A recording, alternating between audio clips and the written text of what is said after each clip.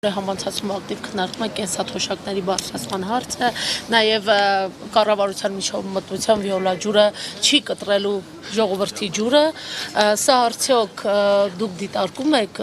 լեգիտիմ ընտրակաշառքի շրջանակներում։ Ձեր ժամանակ 16,000 էր թոշակը, նաև դրան անդրադառնանք։ Եկեք վերջից սկսենք, հա, որ թոշակի մասին էին իրանք խոսում։ Նվազագույն թոշակի մասին։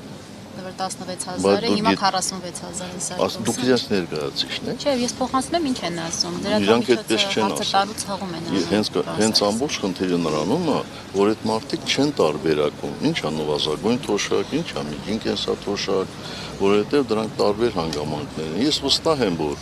շատ-շատերը իրենցից ովքեր խոսում են նվազագույն թոշակի մասին, իրենք չգիտեն, այս երկրում քանի ովքեր են այդ նվազագույն թոշակը ստանում եւ ովքեր են այդ նվազագույն թոշակը ստանում։ Եվ խնդիրը, ամենակարևոր խնդիրը միջին կենսաթոշակի մասին է խոսքը։ Եվ ես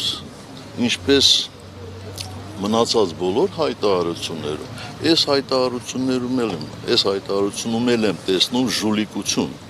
Կտեսնեք, թե բոլոր թոշակառուները արդյոք 10,000 դրամով ավել կստանան իրենց թոշակները, թե իհարկե ոչ,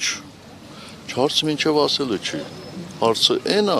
որ դա միջին կենսաթոշակի չափերի վրա նվազագույն ազդեցություն է ունենալ, նվազագույն,